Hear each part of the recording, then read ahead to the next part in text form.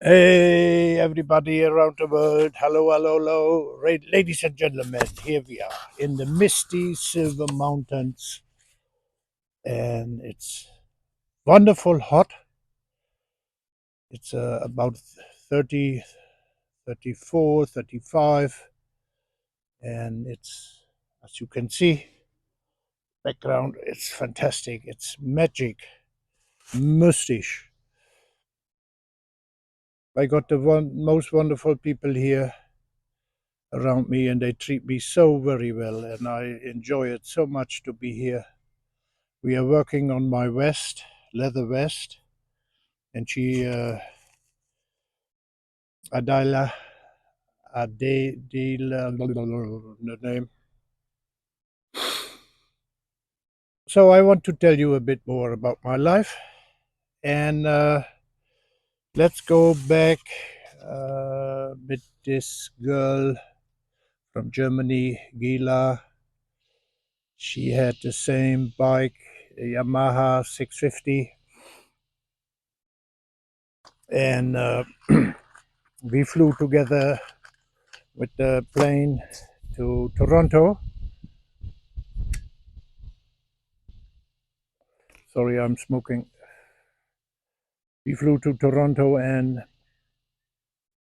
we landed with our bikes over there, and she went outside to check for a campground, and she came back crying and to me, and I said, what happened?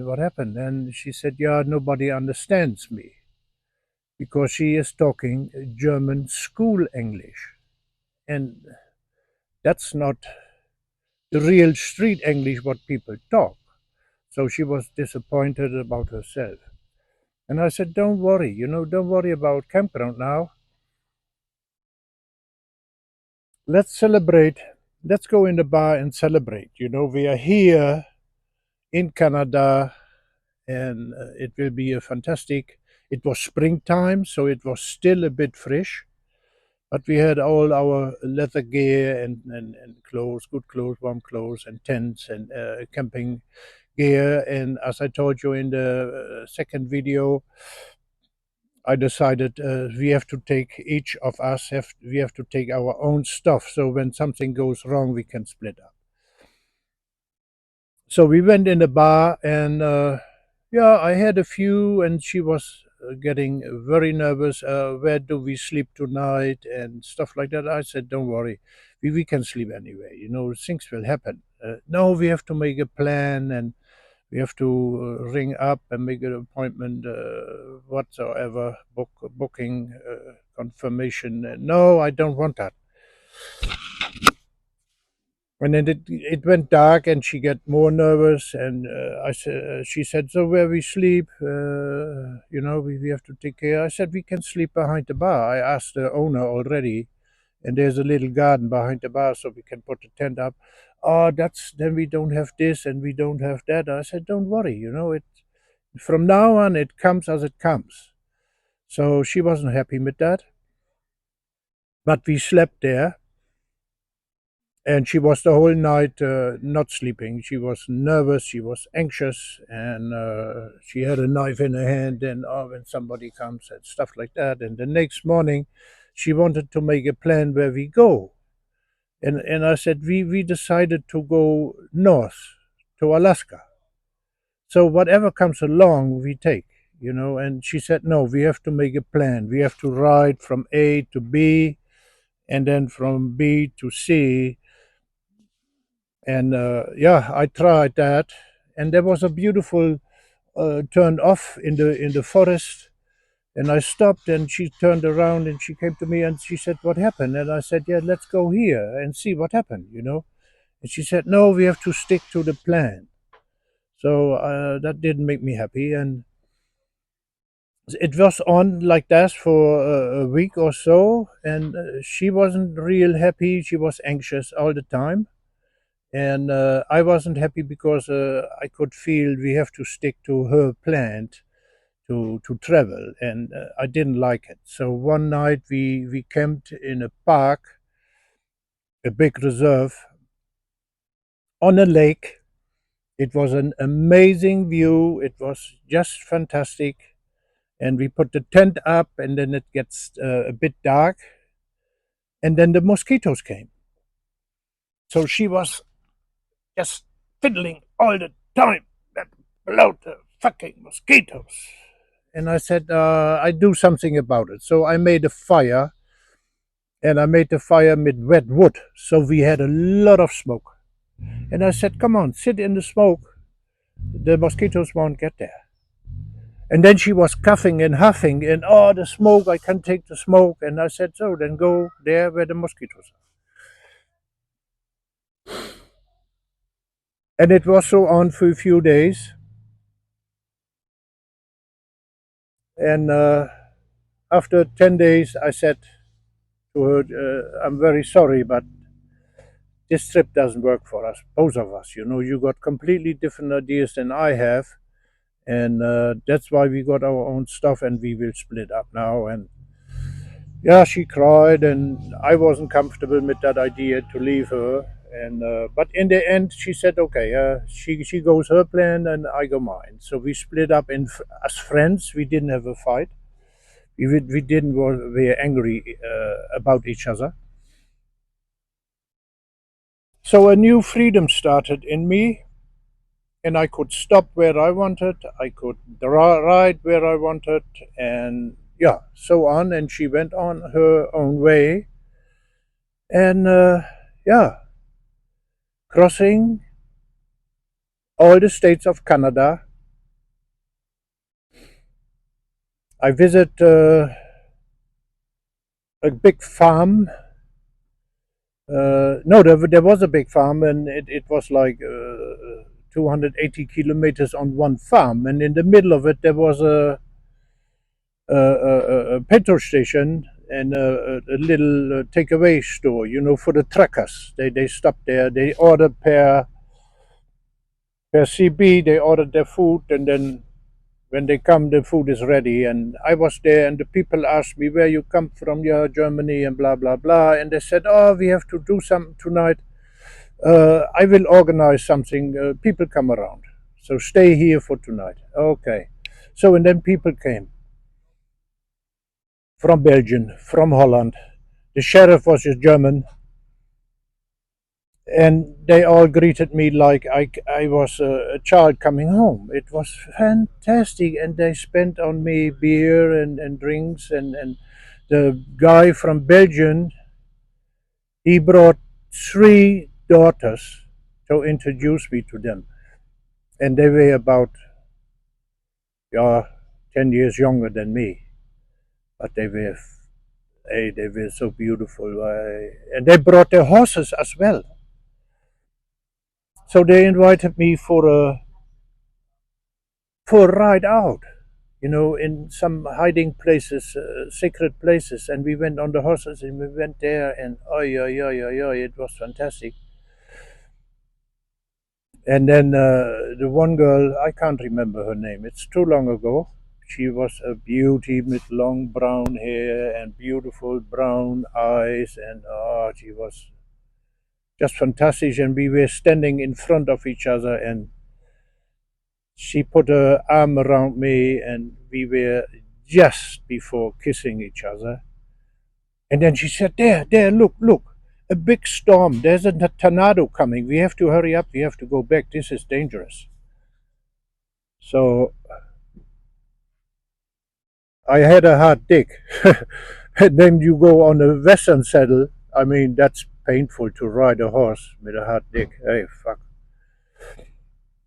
So we went home, and they wanted to stay for me, that I stay longer, and they fighted already where I have to come first as a guest. So I felt very comfortable, and I felt very privileged.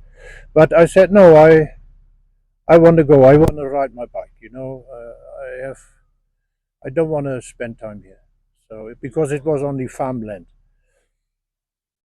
So I went on, and I met Mike. He was on a Harley Davidson, and we rode a long time together. And he teach me a lot of English, because my English was at that time still bad. You know, I did not learn it at school. I learned it on the road. So my conversation was very short, and he learned me a lot of behavior.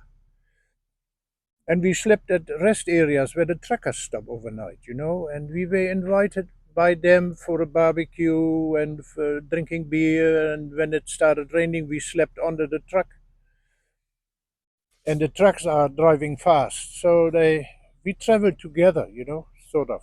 And I learned a lot of things. And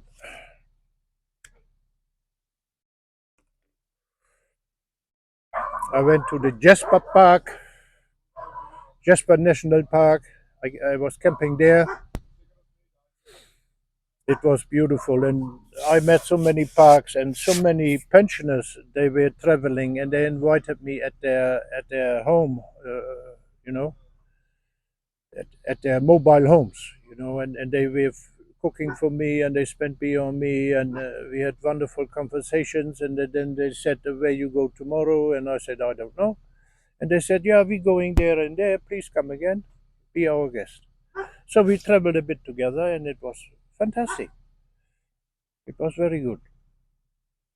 And then up to the Alaska Highway, and at that time it was still gravel. 1,600 something kilometers gravel road up to Alaska to Anchorage. That was the only road what goes there to Alaska. Yeah, that's what I wanted to do. And I end up, what was it called? Let me see. Whitehorse.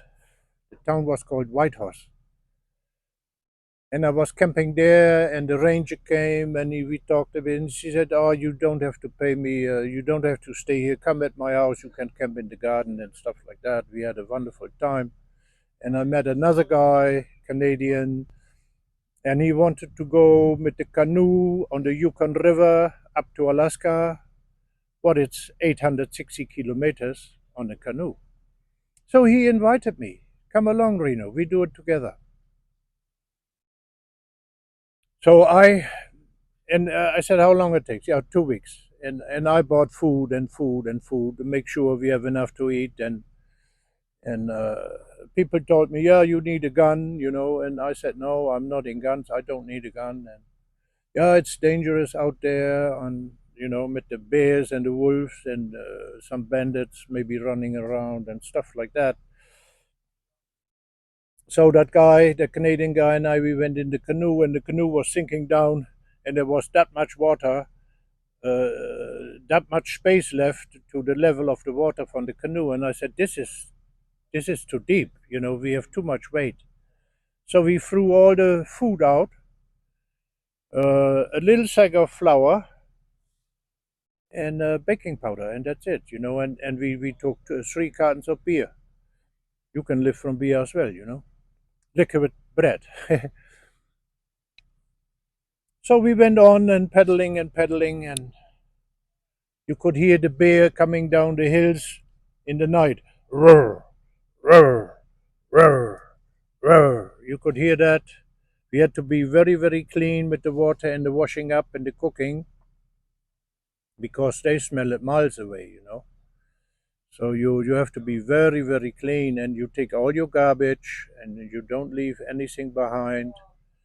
And even when you wash your pots and pans in the river, the bear can smell it. He will follow the smell.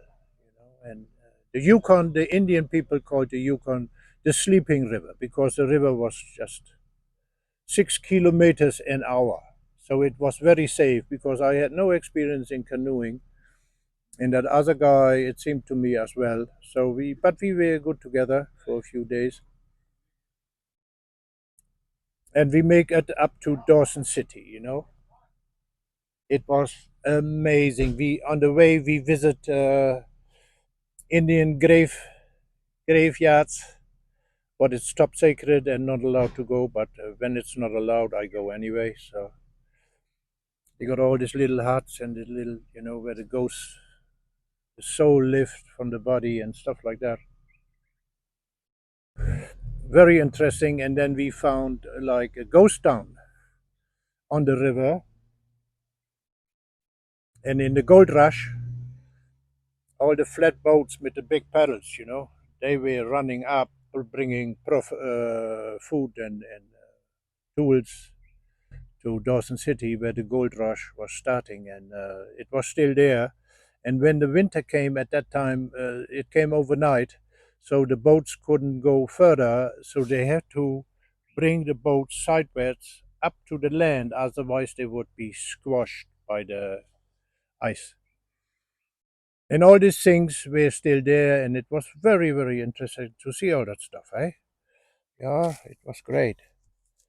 And then we arrived in Dawson City, and I took the bus back to Whitehorse and get on my bike and rode again on the dirt road to Dawson City. And the Dawson City, that town still was made from wood, even the footpaths, everything was made from wood. The saloons, the girls were still dancing, in line and putting their garment up and everywhere people, men with long beards and long hair and big hats. It was romantic for me as a European to see that. And they were drinking and singing. And one they got a mouse organ.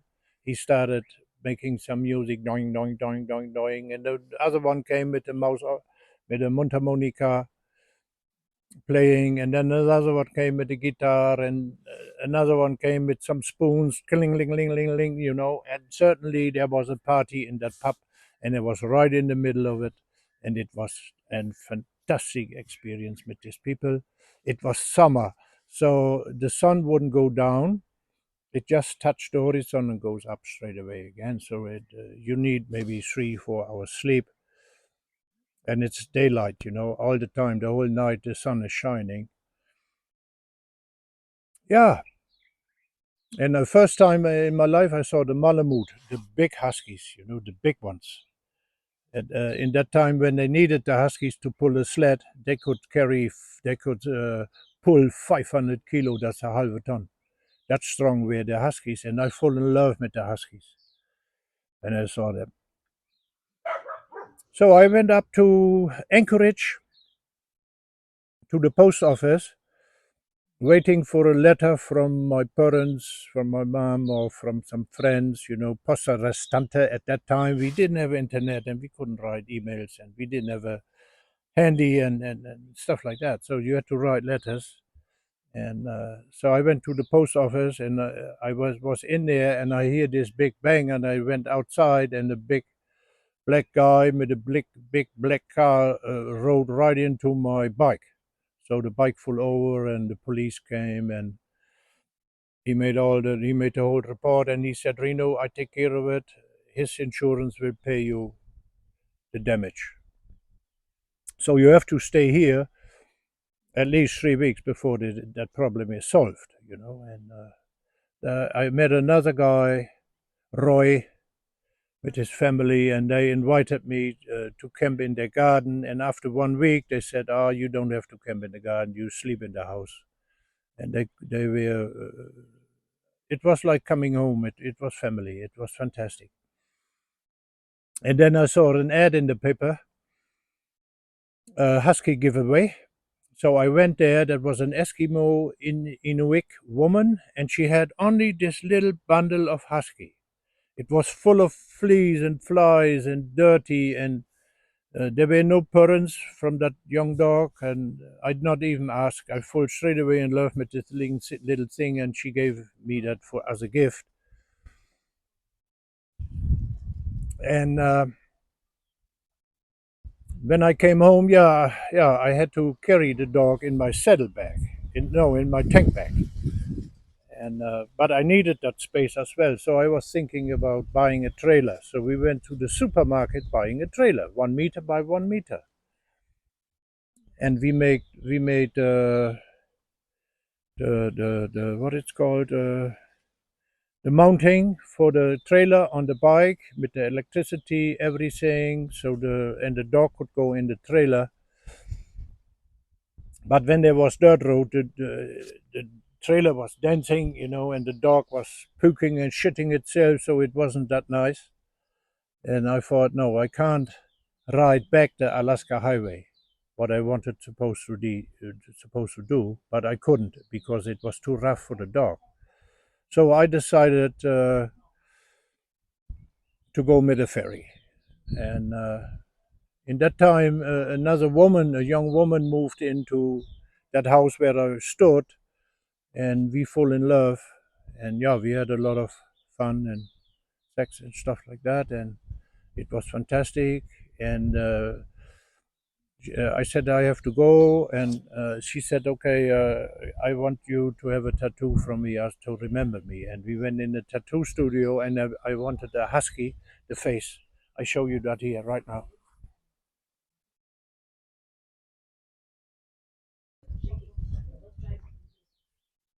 I hope you can see it. It was the first shading I ever saw.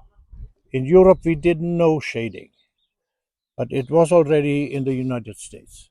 So my husky was sitting on the wall, and the tattoo artist was just looking at the husky, and he done this in 4 hours. At that time, it was a lot of money, 600 US, and she paid for it. So I had for my whole life, I got a gift. She was an Italian girl from the mafia in New York, and they sent her away because of misbehavior. They sent her to Alaska. So when the day came, we have to split up. She was crying. I wasn't real happy, but I wanted to go.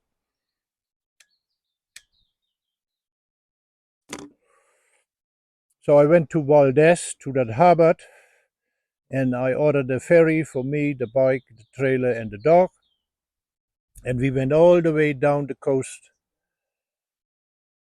On the left side, there were the whales, the orcas, and all the seafood you can get.